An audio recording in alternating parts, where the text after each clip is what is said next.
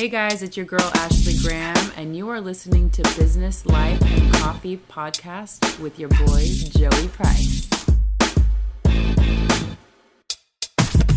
Hello, Joey. Hey, Neil. How are you doing today? Not too bad, chap. Hope you're well.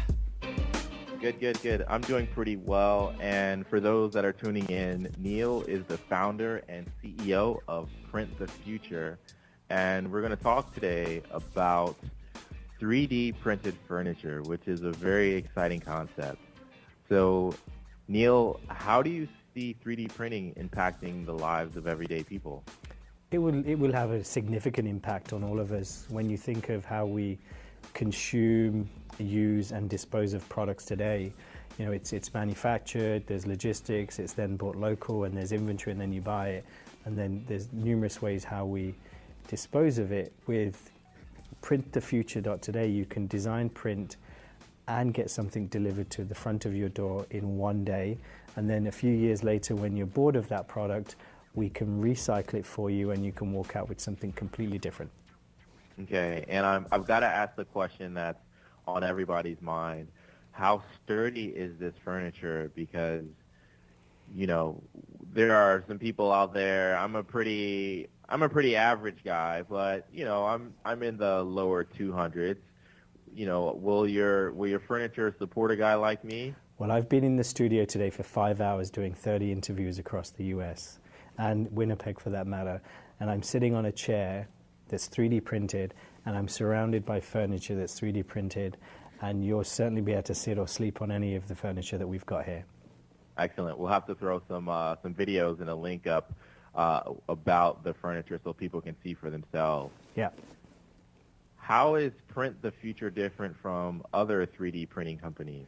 We're an omni-channel brand, so we're an online-offline experience, and we're opening up 200 locations for people to experience this on an offline, in the offline world, and not just on the online. So most of the 3D print companies today are online, and when you think of 3D printing, you think of small trinket ideas or smaller products.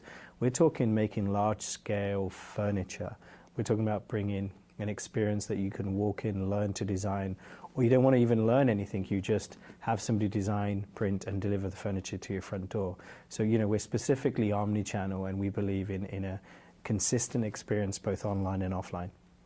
Okay. All right. And could you educate our audience on 3D printing and just how it all works?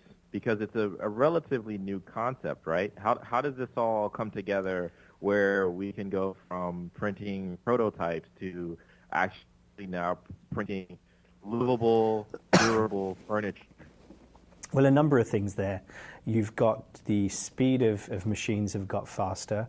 It's multiple materials, so it's no longer just plastic. You're talking wood, you're talking cement, clay, excuse me, and you're shortly going to see glass. So speed and materials have certainly, sorry.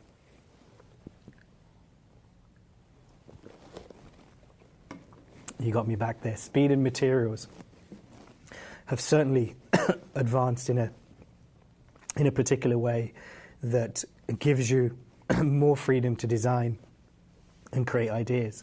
So that's kind of the key fundamental that's changed from where 3D printing was. Okay. All right. And I understand if you have something that you don't like, you can actually have it made into something else? Absolutely. So you can actually take an idea that you've printed today, and 2 years later you don't like it, or a year later you can come back, either bring it back or come back in store, and we can recycle it, and you can walk out with something completely new.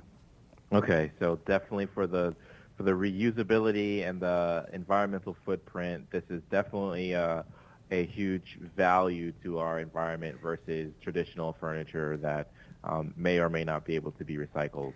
Correct. Even logistics. Think of 200 stores where you're actually not shipping boxes anymore. You're shipping files in the cloud and then printing them local on site and delivering them to your front door.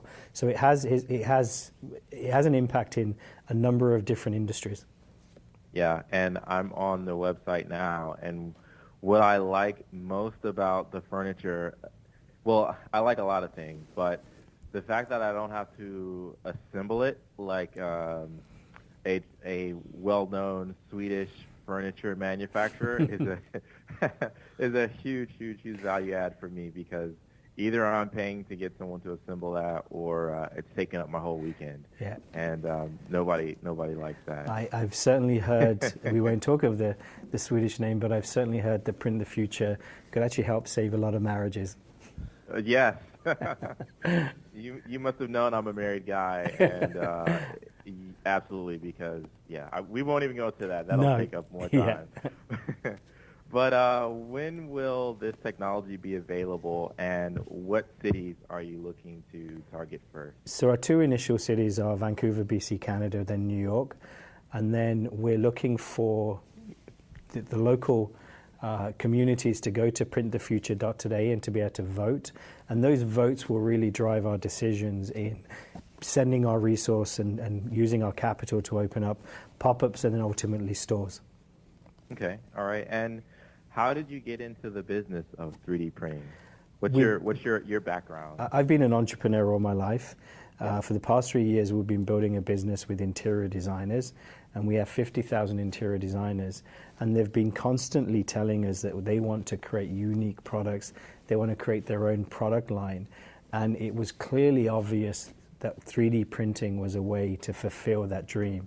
So, today we're going to pioneer furniture, but ultimately we're going to move into other areas of 3D printing as the community grows and the materials and the speed of printers grow. That's wonderful. It sounds like you've got a great blueprint for success and the expertise to make it happen and the team to make it happen. We sure do. Where can our listeners go for more information about Print the Future? They can go to printthefuture.today, and we're also doing a mini IPO, so they'll be able to also, if they're interested in investing in the company, they can also choose to do that. Okay. Yeah, I was actually looking at that. I think I might invest. Well, I hope you do. Yeah, excellent. Well, Neil, it's been a pleasure speaking with you today, and thanks for joining the Business, Life, and Coffee podcast. Thank you very much. Thanks for having me. My pleasure.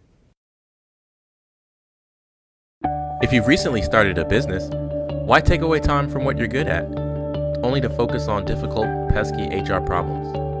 Jumpstart HR LLC offers a better solution. Jumpstart HR provides HR outsourcing support to U.S.-based small businesses and startups, and was recently ranked among the top 10 HR outsourcing firms in the country, according to BusinessNewsDaily.com. From recruitment to employee handbooks to legal compliance, Jumpstart HR helps you get peace of mind about the people in your business. Visit jumpstart-hr.com for more information, or follow on Twitter @JumpstartHR. Jumpstart HR. Let's build a better business together.